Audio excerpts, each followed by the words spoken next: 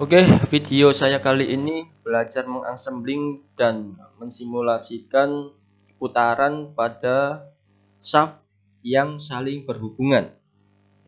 Sebelumnya saya mohon maaf, video sebelumnya yang bevel gear itu suaranya kurang cukup jernih karena gangguan sinyal ya. Oke, di sini saya mempunyai beberapa shaft. Shaft utama di sini ya, terdapat 2 spi. Kemudian shaft kedua di sini juga ada 2 spi, dan shaft kecil ini saya belum constrain ya, saya belum constrain flush, saya ratakan di sini. Tapi permukaan ini saya grounded, dan shaft yang ketiga ini saya flush dengan bearingnya. Ada 2 bearing di setiap dudukan, di sini dan semuanya. Dan dudukan ini sejajar, ini dengan ini, dan ini juga sejajar dengan ini, dan ini juga sejajar ya terhadap lawannya. Oke, saya mempunyai penggerak puli dan bevel gear dan dihubungkan sebuah belt. Belt ini nanti mungkin tidak bergerak, yang penting pulinya bergerak ya kan. Nah, puli ini saya assemblingkan ke shaft. Saya klik kanan, constrain, dan meet center lubang dengan center shaft. Kemudian saya apply, saya paskan terlebih dahulu permukaan spi. Nah, saya constrain lagi, saya flush bagian ini rata dengan spi ini. Klik OK. Sehingga dia ketika berputar juga ikut bergerak shaftnya. Kemudian saya letakkan di tengah agar nanti tetap bisa di-adjust sedikit ya. Kemudian saya berikan jarak, kita hitung gunakan measure jarak di sini dan di sini sekitar 100 mili. Kita constrain permukaan ini terhadap permukaan puli adalah 100 mili. Klik OK. Lalu spi ini untuk apa? Untuk penggerak yang akan nanti digerakkan oleh motor, tapi saya tidak akan mendesainnya bagian motor. Kemudian puli ini saya panggil lagi, saya drag, klik kiri tahan, saya drag. Kemudian plane di sini saya visibility-nya hilangkan. Nah, kemudian di sini juga saya constrain bagian center ke center shaft. Klik OK. Lalu kemudian shaft ini apabila kita kesulitan berputar ya, kita terpaksa main di orbit atau view. Constrain bagian permukaan ini dengan permukaan spi yang di sini. Klik apply, kemudian flush permukaan ini dengan ini rata. Klik OK. Nah, dia sudah memiliki rata yang sama. Kemudian agar tidak bergerak lagi, kita constrain belt, meet center setengah lingkaran ini dengan pulinya. Oke. Begitupun ini juga sama, center setengah lingkaran dengan center puli. Klik OK. Nah, agar ini nanti berputar dengan shaft yang kedua ini di sumbu yang sama, kita gunakan klik kanan, constrain. Di sini ada angle, klik solution yang directive angle. Permukaan ini sejajar dengan permukaan ini. Klik OK. Sehingga ketika dia berputar, shaft kedua juga ikut berputar. Oke. Nah, spinnya bergerak ya, sama-sama bergerak. Kemudian bagian bevel gear, ingat setiap kita membuat bevel gear secara otomatis dia akan memiliki titik poin puncak di depan sini ya. Kita constrain bagian bevel gear lubangnya dengan shaft di sini. Klik OK. Kita ratakan bagian spinnya ini dengan ini. Klik OK. Oke. Lalu kemudian kita panggil bevel gear 3 karena ini nanti akan berhubungan dengan shaft yang kecil. Kita drag bevel gear di sini 2 dan 3. Oke, bevel gear yang di sini kita constrain mate center ke center shaft. Kita hiraukan saja, kita apply center bevel gear ke center shaft yang lain. Klik apply.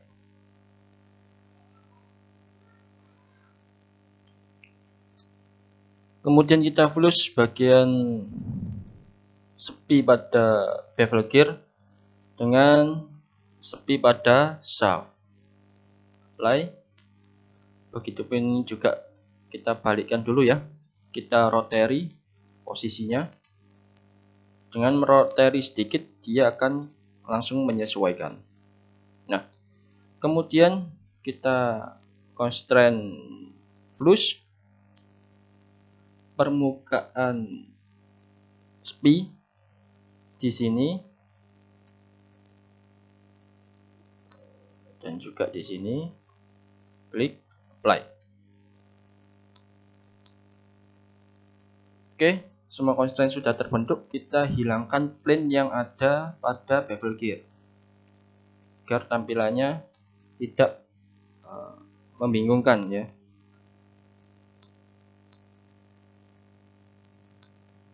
Klik kanan, visibility-nya kita hilangkan. Kemudian ini juga kita cari part yang mana. Kemudian klik kanan, klik visibility. Nah, setelah selesai semua, kita terhubung spi ya, shaft dengan bevel gear. Ini juga kita pertemukan semua center poin puncaknya. Nah, kita klik kanan pada shaft ini, kita visibility-nya kita hilangkan sehingga dia tampak terlihat poin pertemuan. Klik kanan, constraint mate poin dengan poin, apply poin dengan poin. Klik OK. Nah, dia akan langsung terbentuk seperti ini. Pertemuan ada yang tidak terbentuk, tapi tidak masalah. Nah, apabila kita ingin menempatkan ya, kita bisa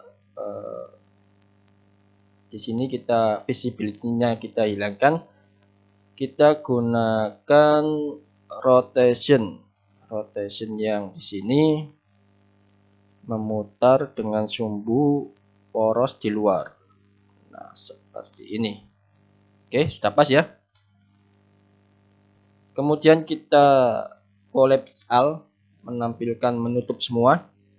Kemudian kita kembalikan visibility-nya pada barang-barang yang kita sembunyikan. Nah, setelah terbentuk semua sesuai pertemuan gear, bevel dengan lawannya juga ini. Kemudian kita drive. Oke. Kita drive, sebelumnya kita constraint, kita klik motion solusinya kita klik yang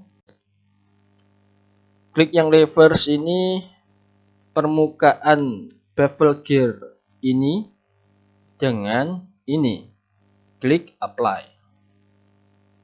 Oke. Kemudian begitupun juga ini, kita klik permukaan gear bevel yang di tengah dengan gear bevel yang di tepi. Klik OK. Nah, di sini ada yang belum sempurna, kita ratakan ya. Kita ratakan menggunakan flush. Permukaan shaft rata dengan bevel. Klik OK. Nah, begitupun ini juga kita ratakan. Constraint flush permukaan dengan permukaan. Klik OK. Nah, setelah kita motion tadi ya, ada yang tidak bertemu lagi di sini. Kita rotasi lagi. Ingat, ketika kita rotasi pada bevel gear ini, usahakan view-nya betul-betul tampak samping. Rotation free. Kemudian kita putar kira-kira bertemu seperti ini. Klik OK.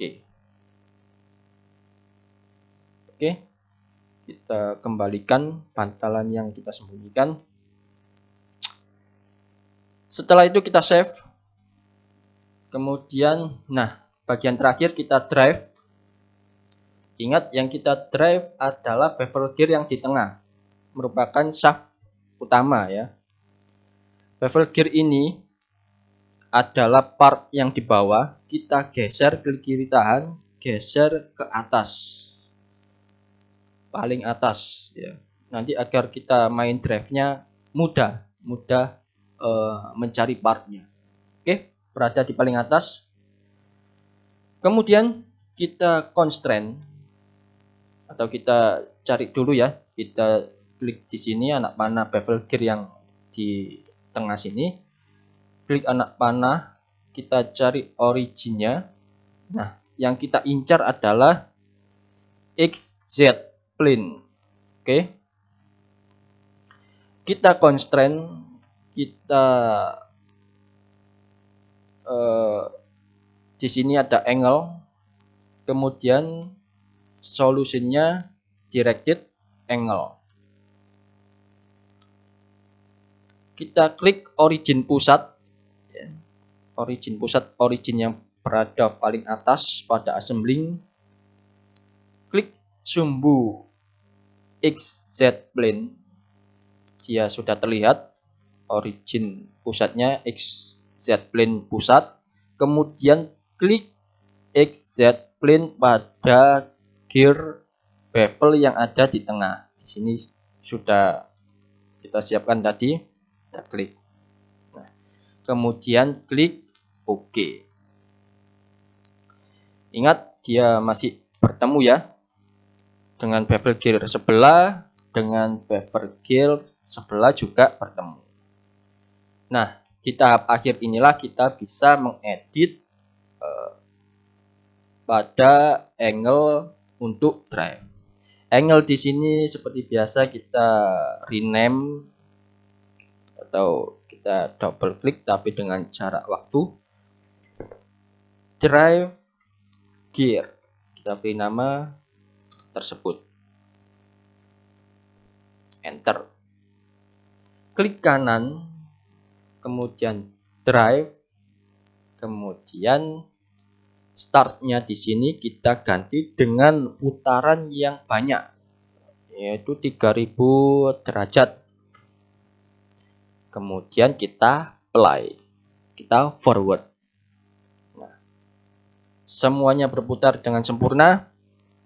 Bevel gear utama menggerakkan bevel gear yang ada di sampingnya, beserta dengan shaft yang terdapat sepi penghubung antar bevel gear. Kemudian puli juga berputar sempurna. Beltnya tidak berputar ya, karena beltnya manual. Yang penting beltnya sesuai ukuran yang kita tentukan. Puli pada bevel gear bergerak, puli pusat juga bergerak. Sebenarnya puli di sini nanti ada karena saya sudah letakkan sepi dan nanti akan dihubungkan oleh motor. Apabila berhenti, kita play mundur, bisa.